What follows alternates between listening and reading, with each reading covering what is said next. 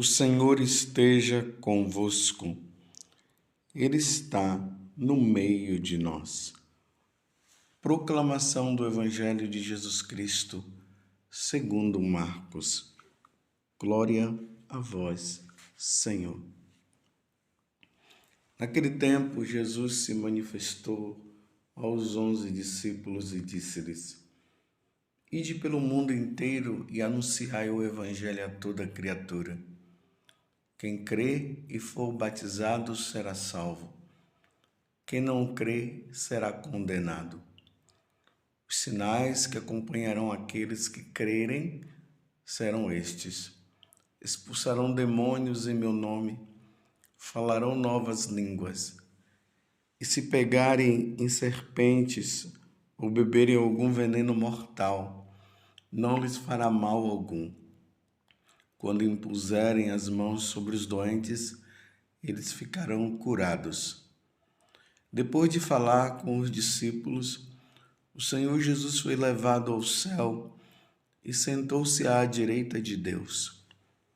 Os discípulos então saíram e pregaram por toda parte. O Senhor os ajudava e confirmava sua palavra por meio dos sinais que acompanhavam. Palavra da salvação. Glória a vós, Senhor. Meus irmãos e minhas irmãs, continuamos nesse tempo maravilhoso da igreja, que é o tempo pascal. Jesus ressuscitou verdadeiramente, aleluia. E para você eu digo mais uma vez, feliz Páscoa. Hoje a igreja celebra a festa de São Marcos, evangelista. São Marcos, ele era primo de Barnabé, acompanhou o apóstolo Paulo em sua primeira viagem e depois também o seguiu até Roma. Ele foi discípulo de Pedro, de cuja pregação se fez intérprete no evangelho que escreveu. Atribui-se a ele a fundação da igreja de Alexandria. É importante notar que São Marcos foi o primeiro evangelista, ou seja, foi aquele que escreveu o primeiro evangelho, cujo o nome traz o nome dele. São Marcos, ele era discípulo de São Pedro. Então vamos dizer assim, São Pedro pregava, anunciava o evangelho, e São Pedro e São Marcos, ele foi escrevendo por inspiração divina os atos de São Pedro. E aí surge o evangelho de São Marcos.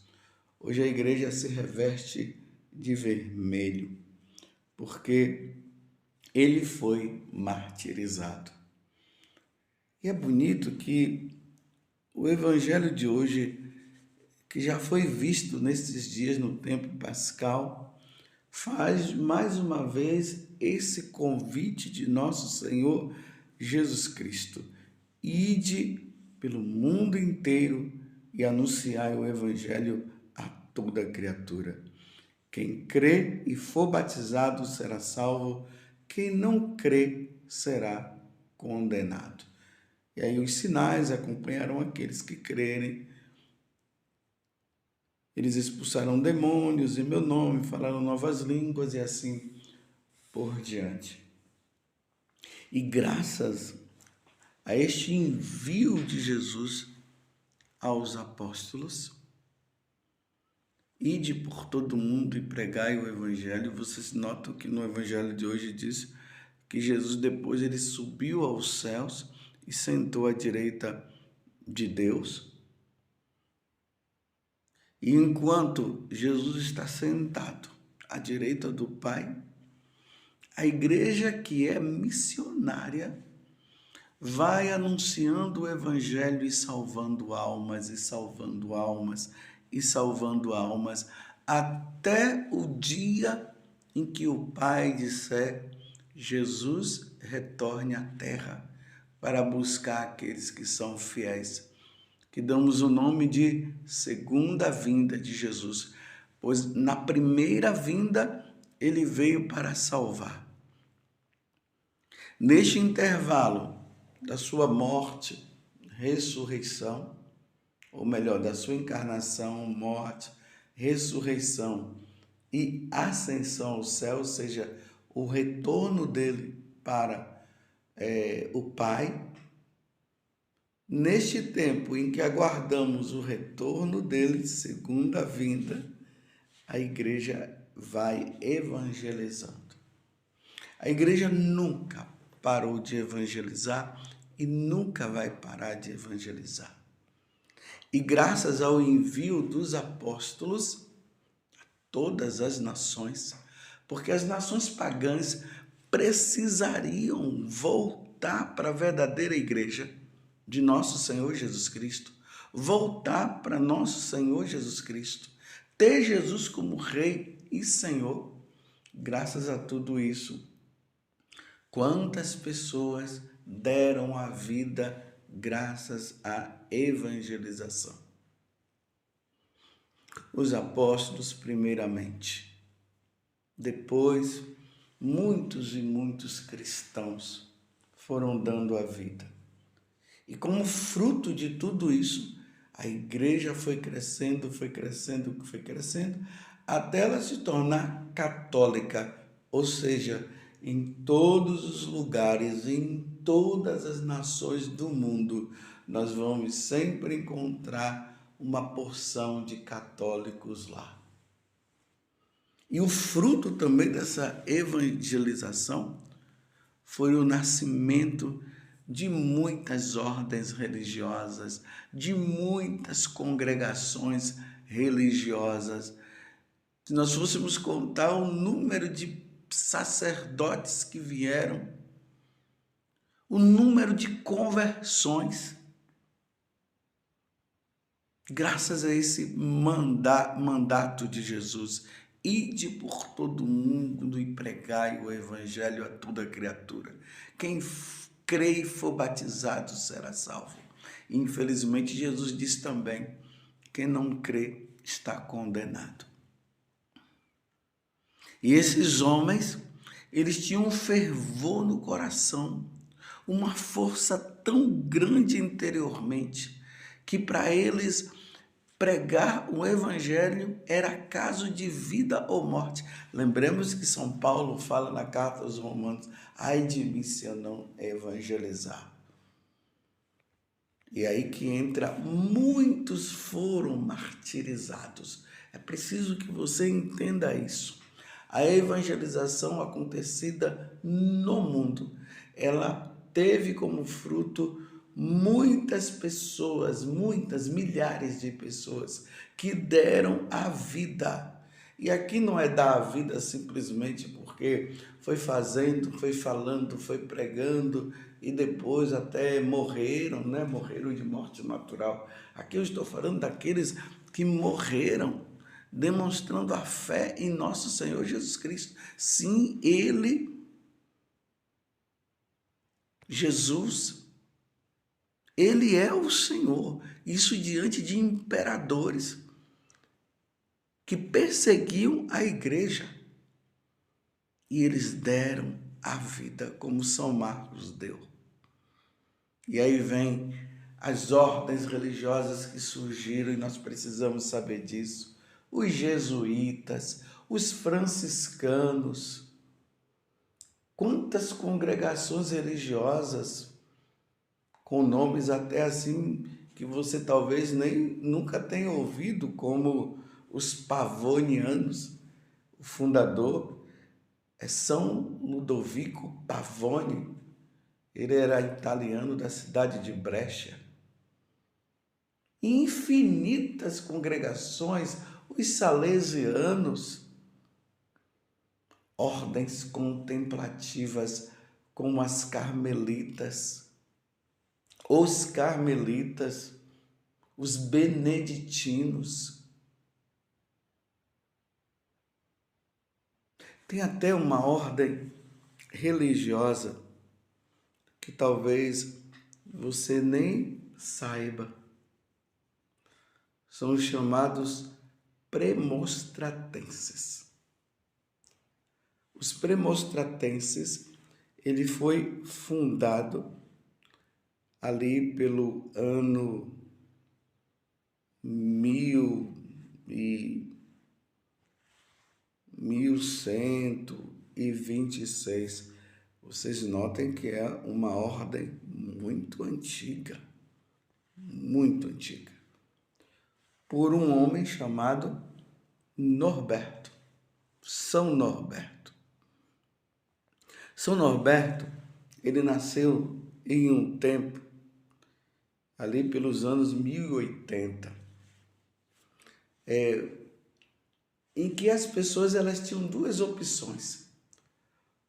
Ou elas se tornavam militares, ou elas se tornavam religiosas. Eram essas duas opções. E Norberto, ele escolheu de ser religioso. Mas aqui tem uma coisa interessante. Ele entra na congregação, ele se torna religioso, porque a vida religiosa naquele tempo dava muito status para as pessoas. Por isso que ele se tornou religioso. E aqui entra um fato muito importante na vida de São Norberto, que eu quero contar aqui para você. Até mesmo para nós entendermos os tempos que nós estamos. Então, São Norberto era religioso, mas levava uma vida assim, dissoluta. Não era um religioso convertido, não. Não era. Até que um dia, São Norberto, ele estava andando a cavalo e, de repente, ele foi atingido por um raio. Não que o raio pegou nele, né? O raio caiu ali por perto. Ele caiu desmaiado também. Não se sabe o tempo que ele ficou desmaiado. E uma voz lhe disse para deixar a vida mundana e procurar o amor verdadeiro, a virtude e o evangelho. Olha, era um religioso, meus irmãos. Ele já tinha uma vida cristã, se converteu.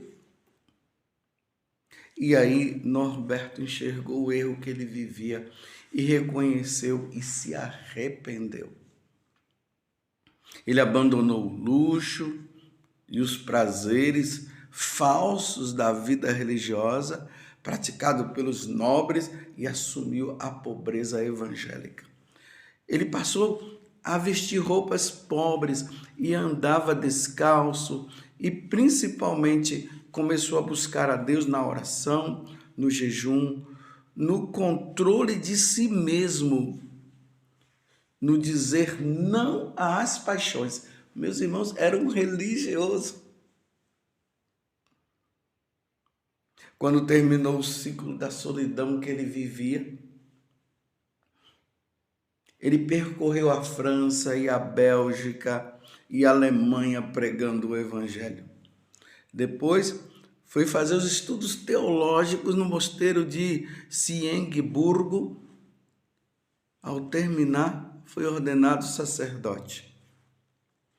Depois que ele foi ordenado sacerdote, São Norberto passou a lutar pela conversão do clero e dos nobres. Olha, uma vez que o clero, os nobres, estavam levando uma vida errada, o clero, meus irmãos, o clero, ele propôs reforma nos costumes da igreja, buscando eliminar os privilégios que os nobres tinham na prática de um cristianismo de fachada. A princípio, foi duramente contestado pelo clero, mas graças a Deus, o Papa estava do lado dele.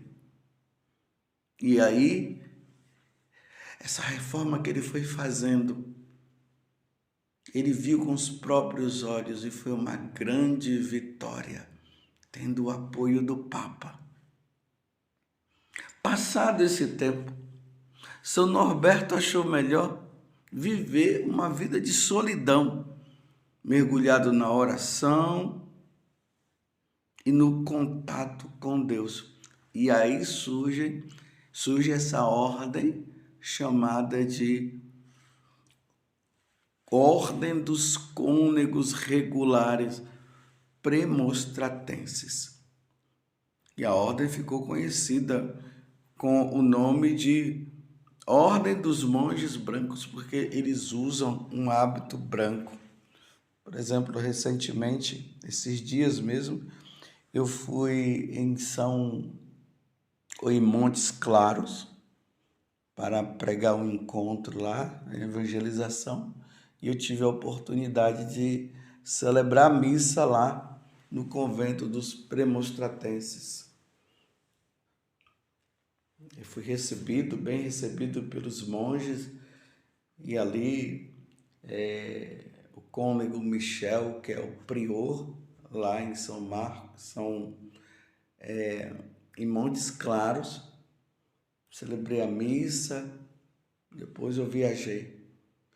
Para dizer, essa ordem que já tem aí uns 800, 900 anos, surgiu com São Norberto, os monges brancos. Depois dessa outra etapa, São Norberto, ele começou a viajar e pregar o evangelho novamente. Ele lutou contra heresias. Depois ele se tornou bispo, conselheiro do rei alemão, aonde ele faleceu depois. Por que eu estou falando sobre isso no dia de hoje? Porque imagina, nesse tempo de evangelização que aconteceu, São Norberto, ele foi chamado por Deus para reevangelizar o clero, a igreja, os nobres, os cristãos. A igreja estava precisando passar por uma nova conversão, você entende isso? Os cristãos estavam levando uma vida de pagão, meus irmãos. Foi isso que aconteceu. E se nós olhamos hoje, nós estamos no ano de 2023, a igreja está precisando também, novamente, de ser evangelizada pelos próprios cristãos, porque o que nós percebemos é um paganismo, é uma volta ao paganismo. Precisamos rezar muito, meus irmãos, para que Deus possa suscitar novos São Norbertos. A igreja está num processo de descristianização, um nome até grande. Parece que hoje se tornar pagão é motivo de alegria. Em vez de alegria, seria o pagão se tornar cristão. Você está me entendendo? E nós encontramos o quê? Uma igreja totalmente mundana. Os valores estão sendo trocados. Me desculpe eu dizer assim. Aqueles que querem viver uma vida santa são perseguidos. E aqueles que vivem uma vida errada são aplaudidos. Olhando a vida de São Norberto hoje, diante desse evangelho, ide por todo mundo e pregai o evangelho a toda criatura. E quem crê e for batizado será salvo, e quem não crê já está condenado. É ou não é verdade, meus irmãos, que precisam surgir novos São Norbertos? Porque por inspiração divina possa reevangelizar os cristãos, para que nós possamos voltar aos bons costumes. Que toda hora a gente ouve uma bomba. Aconteceu isso com um padre, aconteceu isso com uma freira, aconteceu isso com um bispo, aconteceu isso com um leigo. Meu Deus do céu! Que Deus suscite para que nós possamos voltar às nossas raízes, às raízes cristãs, porque senão os cristãos vão se perder. O que me faz ficar tranquilo é que Jesus disse que as portas do inferno não vão prevalecer contra a Igreja Católica.